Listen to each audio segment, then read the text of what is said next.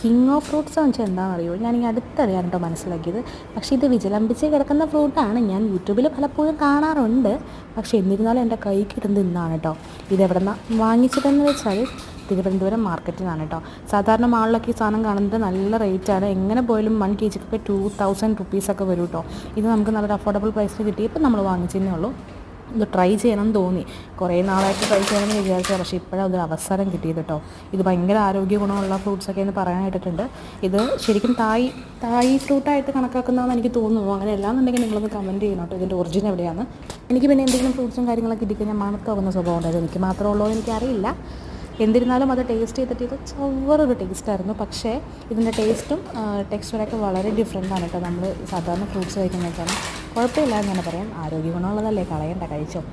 അപ്പോൾ ഓക്കെ, അടുത്ത വീഡിയോ ആയിട്ട് നാളെ കാണാം കേട്ടോ. Bye, see U.